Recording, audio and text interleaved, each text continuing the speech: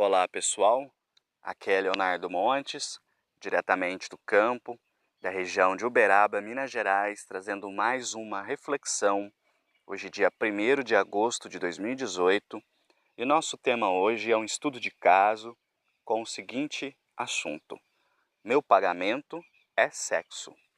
Se você quiser ouvir outras reflexões, acessa youtube.com/voz espiritualista. Muito bem, antes da gente começar esse tema, eu gostaria de fazer uma introdução que me parece muito importante e por isso peço que você que está me ouvindo preste muita atenção no que eu vou dizer aqui. Bom, se nós encontramos, por exemplo, um padre com atitudes que não tenham a ver com o catolicismo, então nós podemos dizer seguramente que aquele padre não representa a religião católica. Se nós encontramos um pastor com atitudes que não combinam com a doutrina evangélica, nós vamos dizer que aquele pastor não representa as igrejas evangélicas.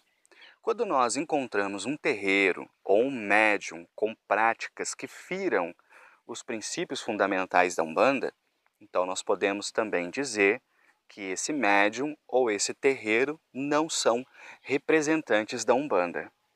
Ideologicamente, para nós que estamos no caminho da espiritualidade, é fácil entender isso. Mas e para os leigos? Aí já não é tanto. Porque se a pessoa é leiga e ela vê um lugar que está escrito terreiro de Umbanda, o cara se apresenta como médium, como pai de santo, ele veste de branco, ele põe guia no pescoço, ele fala que ele recebe entidade. Para essa pessoa leiga, aquele cara é um representante da Umbanda. E é justamente aí que mora o perigo.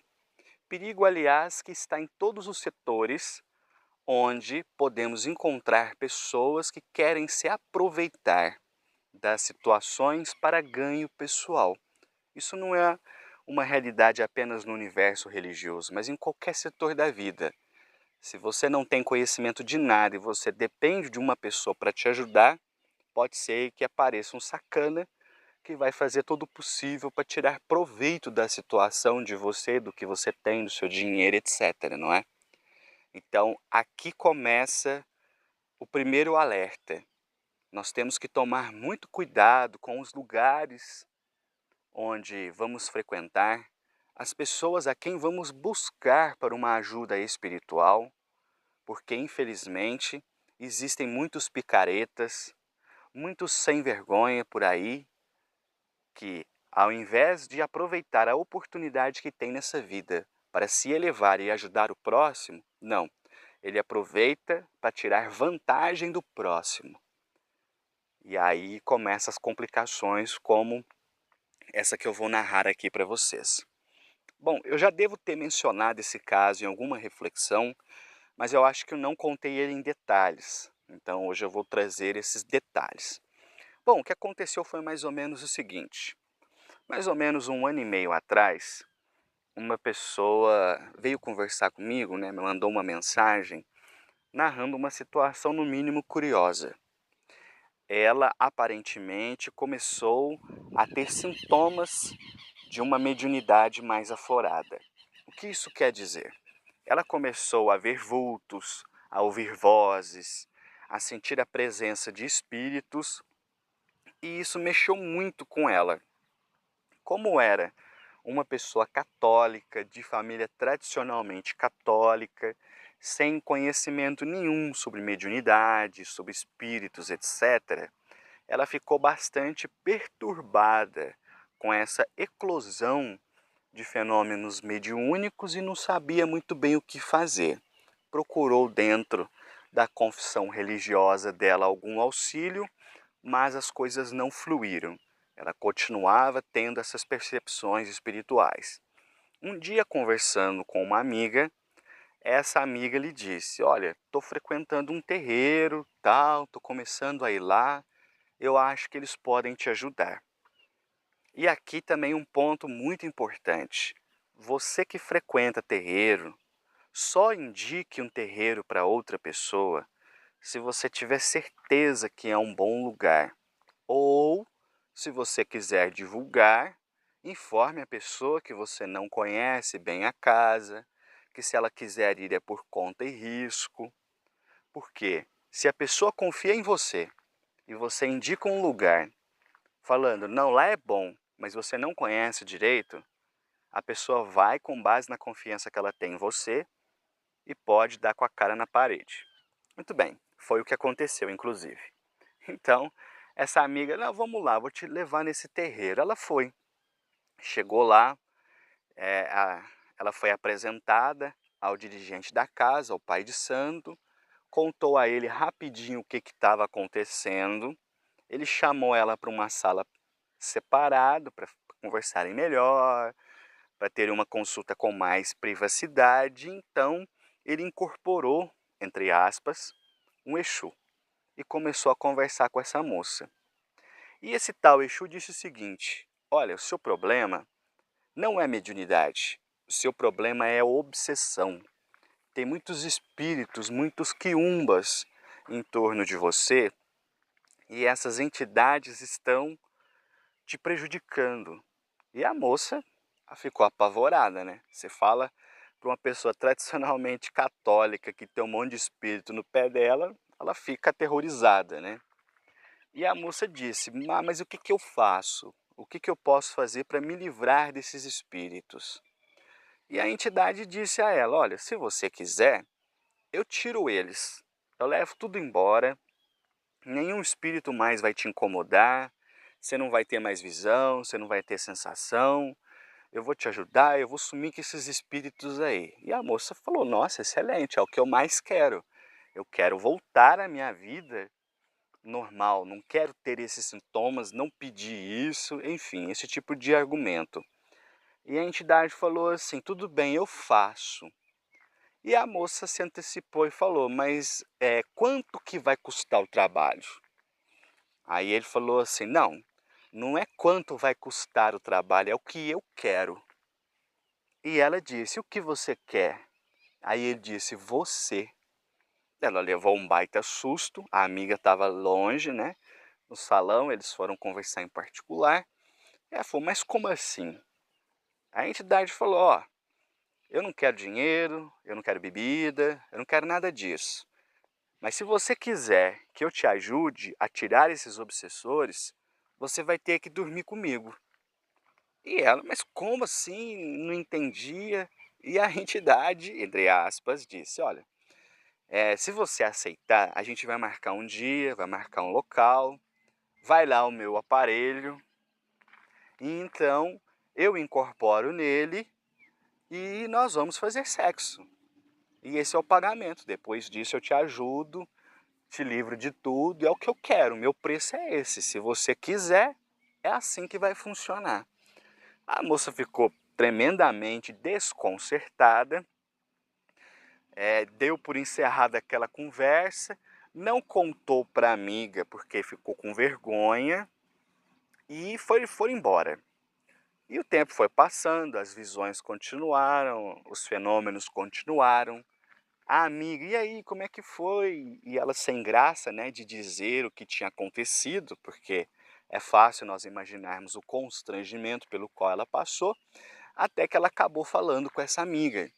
E essa amiga ficou horrorizada com isso, porque ela estava frequentando a casa, ela tinha achado a casa legal, ela estava satisfeita e ficou completamente abismada com o comportamento desse médium. Essa amiga acompanhava o canal e já tinha entrado em contato comigo antes e pediu que essa moça viesse conversar comigo para pedir uma opinião. E então ela me contou essa história que eu narrei aqui para vocês. E quando eu ouvi aquilo, não tive a menor dificuldade para compreender o que se passava. Não tinha entidade nenhuma, não tinha Exu nenhum.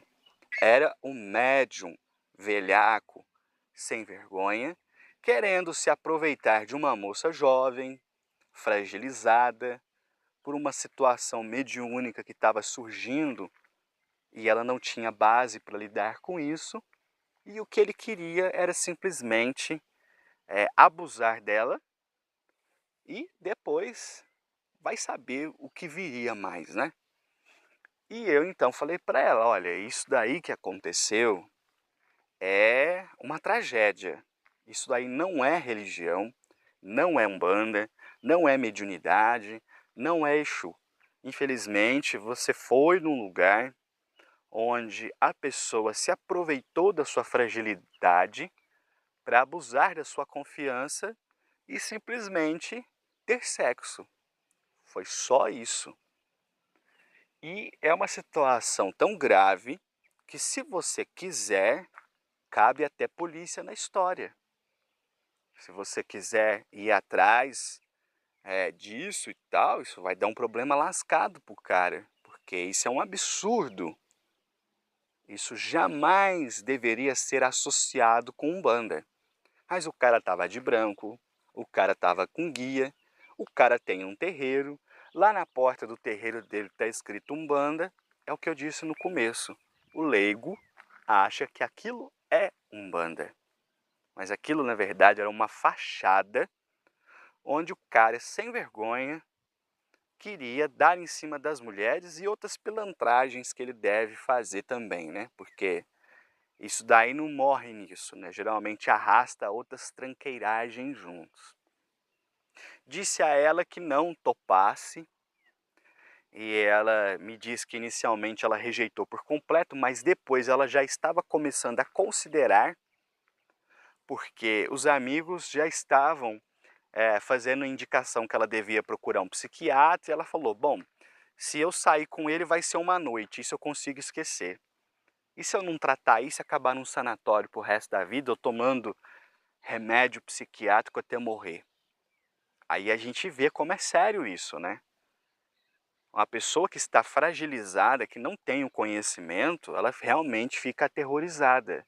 E é uma pena que haja indivíduos dessa natureza que, ao invés de lhe estender a mão, querem é tirar proveito. Pedi que ela frequentasse outro terreiro, que buscasse se informar melhor na região, se não havia ali uma casa confiável, uma casa de caridade, onde nada seria cobrado, onde ninguém lhe pediria nada e ela pudesse se tratar. Bom, ela sumiu, não tivemos mais contato até que alguns meses depois ela veio conversar comigo, dizendo que frequentou um outro terreiro, tomou passe com uma entidade.